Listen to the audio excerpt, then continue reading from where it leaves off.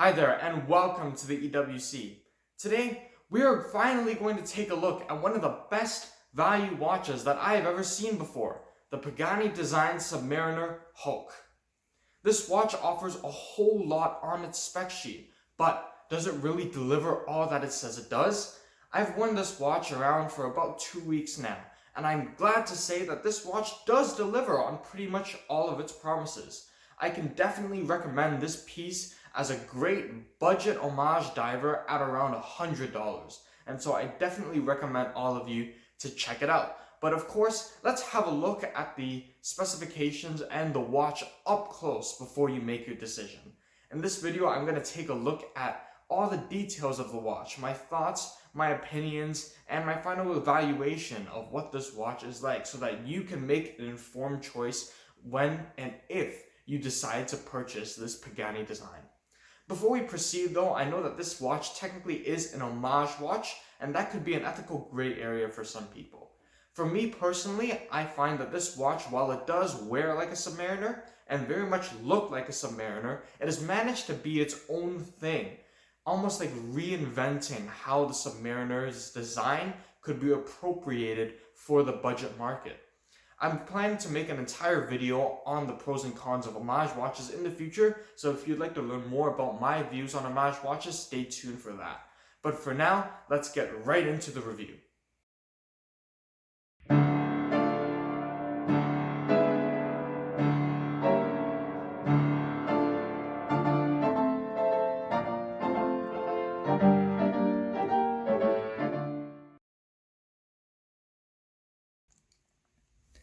Here we are with the Pagani design model number PD1661 Submariner Hulk.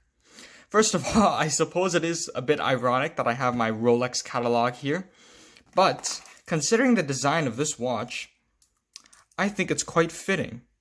So anyways, as I've mentioned previously, this watch can be had at around 100 Canadian dollars off AliExpress, which is around 80 US dollars right now. If you buy off Amazon, this could be around or under 150 Canadian dollars. So I definitely do recommend buying from AliExpress, but if you're not comfortable with that, you could buy off Amazon, and it's not a very, very big price difference. I have done an unboxing video of this Pagani design. I was actually quite impressed by the packaging, which came with a load of stickers and a box. So do check that out if you're interested in knowing what the purchase experience is going to be like. The history of this dive watch design actually dates back more than half a century. It includes a rich story of innovation and competition for the best quality and performance dive watch on the market. But all of that is thanks to Rolex and none thanks to Pagani Design. Pagani Design is a Chinese watch manufacturer that focuses on producing affordable homage watches to luxury brands such as Rolex, Tudor, Omega, Tag Heuer, and even Seiko. Their talent lies instead on packing in as many specifications as possible to create great watches at affordable price points. And in my opinion, they do a pretty good job with that. So let's run through the measurements of this guy really quickly. Do keep in mind that this watch wears very much like the Rolex Submariner, so if that watch fits well or doesn't fit well on you, expect this one to fit the same. So we have around 40 millimeter case diameter, 48 millimeter lug to lug, and a case height of just over 12 millimeters. The lug width is 20 millimeters, which you can use to keep on this bracelet, swap for another bracelet if you really want to, although this one is quite good. You could also try out a nice silicone strap or even a NATO strap if that's your style. Now, on to the fun part, the specifications of the watch. First, we have that green sunburst dial, and to show you, I have my flashlight so you can see that brilliant effect. That really is one of my favorite parts of this watch, especially when you see it in natural light. We have luminous hands and luminous applied markers framed in a silver frame. The lume is actually quite good on this, so you will be able to see it somewhat in the dark. We have a sapphire crystal, a date window, and Cyclops, a 120 click rotating green ceramic bezel, which is done quite nicely. Very little back play on that, and everything lines up as it should. We also have 100 meters of water resistance, a screw down signed crown, and a screw down display caseback showcasing that Seiko NH35A movement. This is a solid Seiko movement that you'll find in many watches that are much more expensive, both in Seiko watches under a different name and in Michael brand watches. This is automatic with hacking and hand winding. And let me show that really quickly. So we have this very, very nice screw down crown, I must say. Super smooth hand winding at the default position. If we move to the first position, we can adjust the date. Turning down, we have the time in the second position, and this is where it hacks as well. So let's go right here. The text on the dial is quite simple. Pagani design printed on with the logo. Automatic water resistance, 10 bars / 100 meters. Oh, let's screw this crown back in as well. Very, very nice operation. We have brushed and polished surfaces on the watch as well. Brushed on the top of the case, polished on the sides. Now, the bracelet. The bracelet is really, for me, one of the most impressive parts of this watch, because for budget watches under $200, that's usually where brands cut corners, but not Pagani design. We have a super nice solid end link, solid link, brushed oyster style bracelet with, if I can show you, screwed links.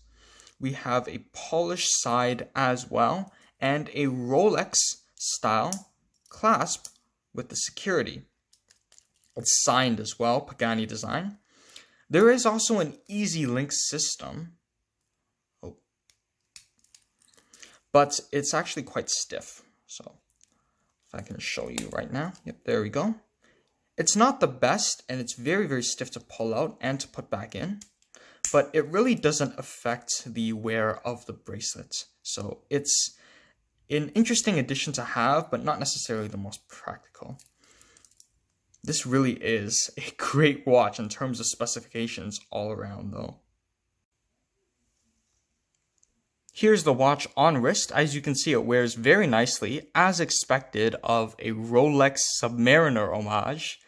We can see that this watch could be worn pretty much in everyday scenarios, whether it be out on a walk, in the house, maybe you want to wear it to the office or to some casual events with friends. You could wear it in some rugged situations as well, maybe out for a hike, or if you want to wear it to do some barbecuing, which is what I have done in the past. It does work for that. I will say strap options are limited. I mentioned you could change the bracelet if you really wanted to, but I don't really know why. You could put it on a silicone strap, but those would be my two options for you. Some people like NATO straps on these, but I personally don't see how that might work, especially with such a big watch. But other than that, there really aren't too many options, so I would suggest buying it if you really like this particular look, which I personally do. So let's end off with some strengths and weaknesses. The first being, of course, that green sunburst dial. There are many people who say that the dial is what makes a watch, and this one certainly does not disappoint. I showed it to you under the flashlight earlier, but in fact it looks even better under natural light. Second, we have that green ceramic bezel. The nice texture and look of ceramic really does elevate the watch to a whole other level, not to mention the fun green that adds a special element to your collection. Next is that Seiko NH35A movement and the display case back so you can see what's going on in there. That is a 23 jewel, 21,600 beat per hour movement. And it is a solid movement that you'll find in many watches that are much more expensive. So it's a good one to have in a watch at this price point. We have last the amazing quality of the all brush bracelets. This bracelet is actually comparable in many ways to real Rolex bracelets. And I know that might upset a few people, but I personally find it to be true. It's great quality, with the exception of the Easy Link system, of course, which is my first weakness. It's incredibly stiff, but you could just pretend it's not there, ignore it, and you would still have a good bracelet. Next, we have some rough edges around the bezel, the case, and the bracelet. It does not bother me when I wear it. It only bothers me when I handle it for long periods of time, such as in this review. So my fingers tend to get a little bit beaten up, but that does wear down over time, so it's not something to be too worried about.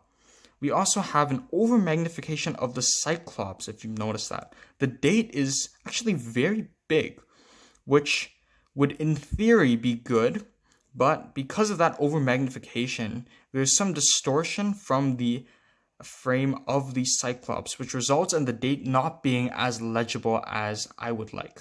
So that's something to consider as well, but of course it is still there and it is still usable. So those are my strengths and weaknesses. Alright then, so does this watch live up to our expectations of value for money? For me, it certainly does. This piece has been an amazing addition to my collection. It is that budget diver that I could just take around the house, out to walks, and even to a barbecue. It is an amazing pop of green that adds an element of fun to my collection as well. And so this has certainly been an incredible purchase for me, and I'm sure that it would be a great option for many of you as well. So please do let me know down in the comments if you've had experiences with this particular Pagani design, with Pagani design in general, or with Homage watches. Tell me your thoughts, your opinions, and your experiences down below. I'd love to hear them. And so I thank you very much for watching this video, and I hope to see you in the next. Thank you very much for watching the Everyday Watch Collector. Please remember to like this video and subscribe to the channel to help others find our videos as well. It really means a lot to me personally and goes a long way to helping the channel grow. Cheers.